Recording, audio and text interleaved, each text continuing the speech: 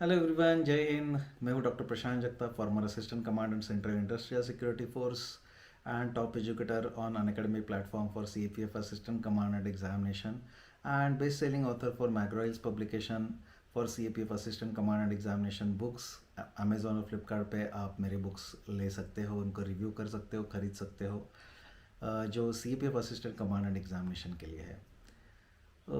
आज मैं बात करूंगा कि पेपर टू ये जो है सीपीएफ असिस्टेंट कमांड का, उसको अटेम्प्ट कैसे करना है, उसका सीक्वेंस कैसे रहना चाहिए, उसके बारे में बात करूंगा, और टाइम मैनेजमेंट कैसे रहना चाहिए। तो सीपीएफ असिस्टेंट कमांड के पेपर टू जो है, मैक्सिमम लोग क्या करते हैं, या तो जल्दबाजी करते हैं या आधा पेपर छोड़ के आ जाते हैं। On an average paper two का जो अटेम्प्ट है लोगों का, एस्पायरेंट्स का, वो अटेम्प्ट चला जाता है 150-160 के आसपास। 200 अटेम्प्ट करना बहुत लोगों के लिए बहुत मुश्किल होता है। ऑन द अदर हैंड, आप जितने भी टॉपर है या सिलेक्टेड कैंडिडेट है, उनका एवरेज अटेम्प्ट देखोगे तो उनका एवरेज अटेम्प्ट 190 से लेकर 200 है। इसका मतलब है जो लोग सिलेक्ट हो रहे हैं वो पूरा 190 से लेकर 200 मार्क का पेपर लिख रहे हैं। भले गलती हो जाए लेकिन 200 मार्क का पूरा पेपर लिख रहे हैं। सो अगर आपको सिलेक्ट होना है, एक कंक्लूजन ये निकाला जा सकता है, अगर आपको सिलेक्ट होना है तो पेपर पूरा करना ज़रूरी है, उसके लिए टाइम मैनेजमेंट करना बहुत ज़रूरी है। पेपर टू में आपको 6 में से 4 एसेस लिखना है, 2 आर्ग्यूमेंट लिखना है, 2 रिपोर्ट लिखना है, एक प्रेसी राइटिंग करना है, एक रीडिंग कॉम्प्रिहेंशन करना है, और 25 मार्क का ग्रामर है, 20 क्वेश्चन है, वो आपको करना है। Time management is very crucial, आपको लिखना बहुत ज़्यादा है, आपको बीच में सोचने के लिए समय नहीं मिलेगा। इसके लिए इसका प्रैक्टिस भी होना ज़रूरी है। तो टाइम मैनेजमेंट पहले से आपके दिमाग में रहेगा तो टाइम मैनेजमेंट करना काफ़ी आसान हो जाएगा। लेकिन आप पहले से प्लान करके नहीं जाओगे, रैंडमली करोगे, तो टाइम मैनेजमेंट करना मुश्किल हो जाता है। 3 घंटे है आपको, मतलब 180 मिनट्स है। मैं अभी बताता हूँ कि आपको किस हिसाब से करना चाहिए।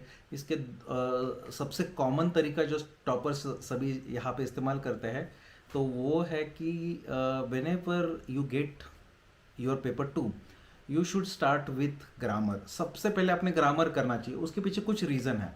ग्रामर के बेसिक क्वेश्चन है। ग्रामर गारंटीड मार्क्स देता है, जितना भी आपको आता है 100% आता है, there is no negative marking. So पूरा 25 मार्क का आपने लिख भी दिया, कुछ गलत भी हो गया, कुछ मैटर ही नहीं करता, ठीक है ना। तो गलत हो गया तो हो गया। लेकिन ग्रामर में 15 मार्क लाना, 20 मार्क लाना इतना मुश्किल नहीं है। आपको कुछ ना कुछ तो ग्रामर में आता ही है, उतने मार्क्स आ जाते हैं, तो आपको इतना टेंशन ले। अगर आपने लास्ट में ग्रामर छोड़ दिया और आपको टाइम नहीं मिला, आप वो 15 मार्क श्योर शॉट आपके हाथ के मार्क है, वो आप गंवाने वाले हो। सो पहले 10 मिनट में आप ग्रामर पूरा कंप्लीट करोगे। मैं बाद में कर लूंगा ऐसा करके मत सोचो।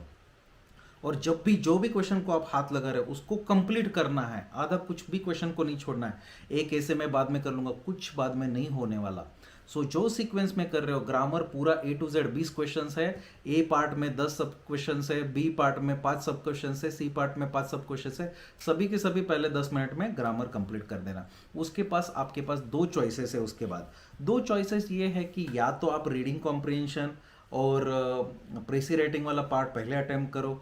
सो आपको अगर ऐसा लगता है कि जिसके आंसर सामने लिखे हुए हैं उसके लिए दिमाग कम लगता है, ज़्यादा टेंशन नहीं है, वो मैं पहले अटेम्प्ट कर दूंगा, तो you should go for reading comprehension and प्रेसी writing part. वो आप पहले अटेम्प्ट करो, और वो खत्म होने के बाद आप एसेस, आर्ग्यूमेंट और रिपोर्ट अटेम्प्ट करो। या कुछ लोग ऐसे सोचते हैं कि मैं पहले टेंशन वाला पार्ट पहले खत्म करना चाहता हूँ, आप अपने हिसाब से डिसाइड कर लो। तो वो लोग एसेस, आर्ग्यूमेंट्स और रिपोर्ट्स पहले लिखते हैं, और रीडिंग कॉम्प्रिहेंशन और प्रेसी राइटिंग बाद में लिखता है, क्योंकि सामने आंसर है। सो ये स्ट्रैटेजी आपका अपना होगा अपने हिसाब से। या तो रीडिंग कॉम्प्रिहेंशन और प्रेसी राइटिंग पहले लिखिए, ऑफकोर्स ग्रामर के बाद, या फिर एसेस, आर्ग्यूमेंट्स, रिपोर्ट्स पहले लिखिए, ऑफकोर्स ग्रामर के बाद। ये सीक्वेंस आप डिसाइड कर दिए। अभी मैं टाइम बताता हूँ, भले आप कोई भी चीज़ करो, टाइम जो है ना उतना ही लगेगा।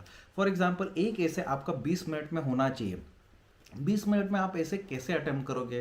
तो 20 मिनट में अगर आपको ऐसे अटेम्प्ट करना है तो आपको क्या करना है, आपको सबसे पहले 5 मिनट ब्रेनस्टॉर्मिंग या आइडिया मैपिंग करना है। आप डायरेक्टली लिखोगे तो आपका ज़्यादा टाइम जाता है। सो आपको हर ऐसे के लिए 20 मिनट ही मिलेंगे। 5 मिनट सोचने के लिए, 15 मिनट लिखने के लिए। 300 वर्ड का मतलब 3 पेज का ऐसे है, आप लिख सकते हो। सो 4 ऐसे अगर आपने डिसाइड कर दिया कि ऐसे लिखना स्टार्ट कर दिया, जो भी 4 ऐसे आप लिखना चाहते हो एक बार में ही लिखना है। सीक्वेंस आप कुछ भी चूज करो। सबसे पहले लिखते हो कि आप चौथा ऐसे लिख सकते हो, बाद में आप पहला लिख सकते हो, इट हार्डली मैटर्स। लेकिन चारों के चारों ऐसे एक के बाद एक लिख के खत्म करो। 4 ऐसे कंप्लीट करने के बाद ही आपको रिपोर्ट राइटिंग के ऊपर या आर्ग्यूमेंट के ऊपर जाना है। फिर आप आर्ग्यूमेंट में लिख सकते हो, आर्ग्यूमेंट में आपको हर एक आर्ग्यूमेंट के लिए 15-15 मिनट मिलेंगे। ऐसे के लिए, एक ऐसे के लिए 20 मिनट मिला, मतलब 4 ऐसे के लिए आपको 80 मिनट मिलने वाला है। आर्ग्यूमेंट में आपको 15 मिनट मिलेंगे, 2-4 मिनट सोचने के लिए, 10 मिनट लिखने के लिए, 15 जनरली 10 मिनट में भी हो जाता है, यहाँ पे आप टाइम बचा सकते हो। सो 2 आर्ग्यूमेंट के लिए 15-15 30 मिनट, 2 रिपोर्ट के लिए आपको 10-10 मिनट मिलेंगे। 200 मार्क का रिपोर्ट है, मेनली फॉर्मेट फॉलो करना है, 2 रिपोर्ट के लिए 10-10 मिनट। सो ये वाला कंपोनेंट खत्म होने के बाद चाहिए तो आप प्रेसी राइटिंग कर सकते हो। प्रेसी राइटिंग को आपको 15 मिनट मिलेंगे और रीडिंग कॉम्प्रिहेंशन के लिए आपको 15 मिनट मिलेंगे। या फिर रीडिंग कॉम्प्रिहेंशन और प्रेसी राइटिंग पहले ग्रामर के बाद कंप्लीट करके आप फिर एसेज आर्ग्यूमेंट्स रिपोर्ट कर सकते हो। आप इंटरनल सीक्वेंस भी चेंज कर सकते हो आपके मर्जी से। पहले मैं रिपोर्ट लिखूंगा, बाद में आर्ग्यूमेंट लिखूंगा, बाद में ऐसे लिखूंगा, ऐसे के बाद रिपोर्ट लिखूंगा, that is your choice. Internal sequence is your choice. लेकिन जो भी कर रहे हो उसमें कंसिस्टेंसी मेंटेन करो। जो प्रैक्टिस में आप पहले एक्सपेरिमेंट करके देखो कि आपका टाइम मैनेजमेंट हो रहा है कि नहीं। ये जो मैंने आपको टाइम मैनेजमेंट दिया है, इसमें 10 मिनट का बफर है। ये 170 मिनट में आपका पेपर कंप्लीट हो जाना चाहिए। 10 मिनट बफर है, कहीं पे इधर उधर टाइम लग गया साइन करने के लिए, थोड़ा सा रिलैक्स करने के लिए, ऐसा वाला स्ट्रेचिंग करने के लिए, पानी पीने के लिए, माइंड को सोचने के लिए टाइम लगता है, ये बफर टाइम है 10 मिनट। या फिर कोई भी पार्ट को उसको खींच के कोई पार्ट में इस्तेमाल कर सकते हो, लेकिन इससे ज़्यादा समय आपको नहीं मिलेगा। इससे ज़्यादा टाइम मत दीजिए। कुछ लोग ऐसे सोचते हैं कि नहीं मैं 4 ऐसे आधे अधूरे मतलब ठीक ठाक लिखने से अच्छा है मैं 2 ऐसे बहुत अच्छे लिखूंगा। बहुत एक्स्ट्रॉर्डनरी मार्क नहीं आते हैं इतना सब कुछ करने के बाद ही। तो ऐसा वाला स्ट्रैटेजी बिल्कुल इस्तेमाल मत कीजिएगा।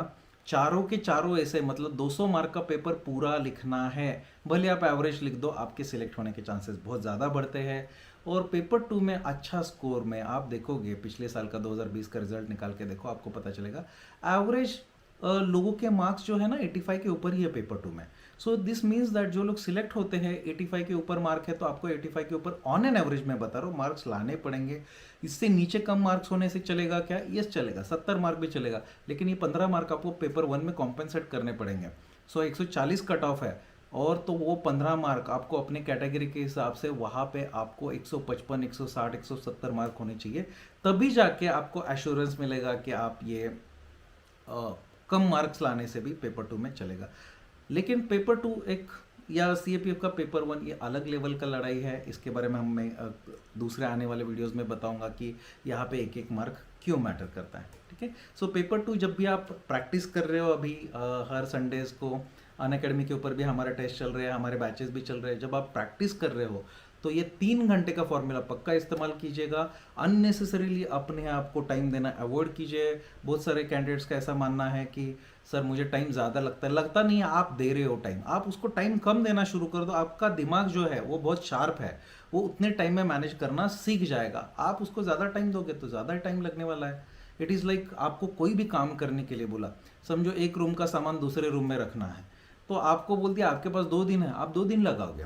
जब बोल दिया आपके पास आधा घंटा, आधे घंटे में आप सोचोगे कि इसको आधे घंटे में मैं कैसे निपटाऊं। सो टाइम आप अपने दिमाग को जितना दोगे ना, उसके हिसाब से ये चीज़ें होता है। इसीलिए आप अपने माइंड को, अपने ब्रेन को ट्रेन कीजिए, वो टाइम मैनेजमेंट कर लेगा। और ये जुलाई महीना आपने टाइम मैनेजमेंट सीखना चाहिए, नहीं तो अगस्त में बहुत दिक्कतें आ जाएगी। Okay, thank you very much, जय हिंद।